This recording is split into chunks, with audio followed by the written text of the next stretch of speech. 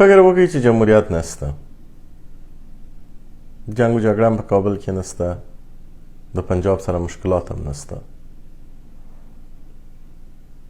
آیا تاسو د یو وطن دوسته او یو عاقل افغان په صفت فکر کوئ چې په طالبانو کې د افغانستان خیر شته؟ آیا فکر کوئ چې د طالبانو سره به افغانستان نیکنامه وي؟ آیا فکر کوئ چې د طالبانو په شتون کې به عدالت وي؟ آیا فکر کوئ چې د طالبانو د رژیم تر حاکمیت لاندې ښځو ته به د انسانانو په سترګه کتل کیږي او دوی ته به دا اجازه ورکول کیږي چې دوی به درس ووایي، دوی به پوهنتون ووایي، دوی به کار وکړي؟ آیا د دې ګارنټي شته چې د افغانستان تحصیل کرده ځوانان نو په هغه وطن کې آینده لري او ځای به یې ملا نه وي نیولی؟ آیا د دې ګارنټي شته چې ولس به خپل په کورونو کې نه بمباریږي؟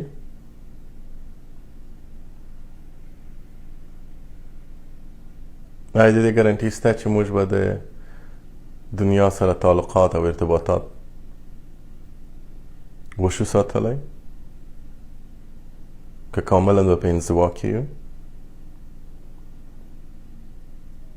یعنې دغسې 200 نور سوالونه هم چې وکئ ځواب یې یو دی، نه. د طالب په شتون کې د افغانستان نه خیر شته، د افغانستان نیکنامي نشته، اقتصادي پرمختګ نشته، عدالت نشته، سوله به نه وي. یعنې له الف نه تر یې پورې چې حساب ورته وکئ د طالب په حضور کې، د طالب په شتون کې تاوان او تاوان دی.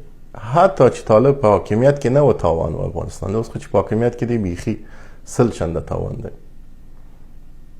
او تاوان ځکه دی چې د طالب بنیاد، د طالب هسته گذاری پر افراد باندې ترهګري باندې ایښودل شوی. دا افراطیان دی، دا ترهګر دی، دوی د انسانانو په وژلو باندې خوند اخلي. همدوی نه ول چې د پنجابیانو لپاره چې نن ما تا ته وایي چې ما سره د پنجاب په مقابل کې ودرېږه، خو دا 21 کاله د پنجاب سره څنګ پر څنګ ما ته چا وژلو؟ زما او ستا د ولس قصابان څوک ول؟ په مکتبو کې وژلې، په دفترو کې وژلې، په پوسته کې وژلې، په مسجد کې وژلې، په شفاخانه کې وژلې. د خدای روی دی څنګه مو هیر شول؟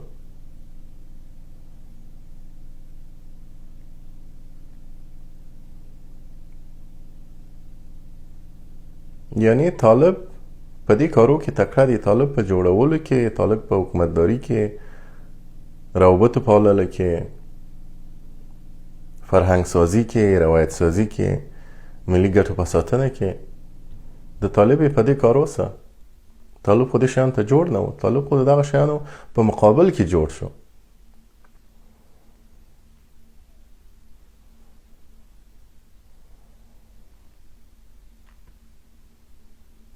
او بیا فکر وکړئ دغه ټول شیان اصلا په نظر کې نه نیسو، هیڅ وایو زه خیر، دغه په زرهاو زرهاو انسانان، بېګناه انسانان، زموږ د عسکرو په شمول، ځکه هغه هم بېګناه ول، خپل د وطن حفاظت یې کول.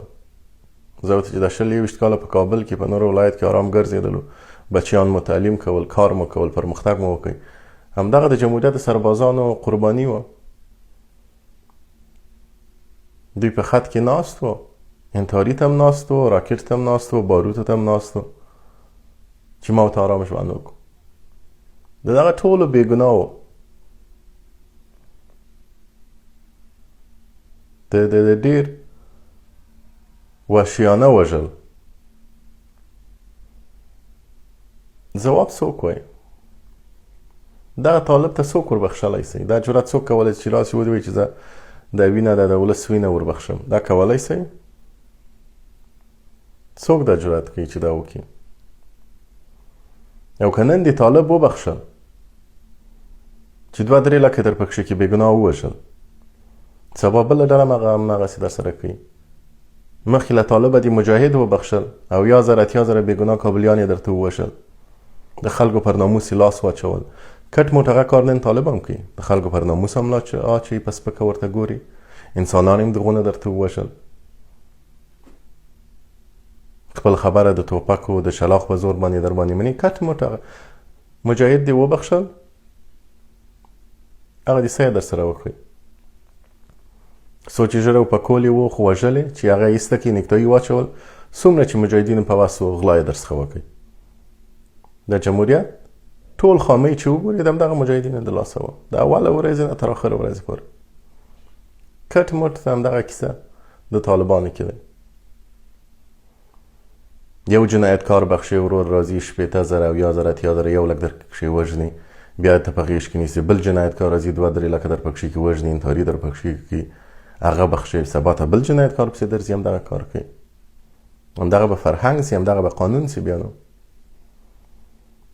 ظالم، جنایتکار، د پردو جاسوس، د پردو مزدوران، افراطي ډلې، دا دوی ته به بخښنه نه کوي. دا د ټولنې مکروب دی. د دې مکروب په مقابل کې به درېږي. دا مکروب به خپل له ټولنې څخه چې په هر ډولي له منځه به وړی باسي به.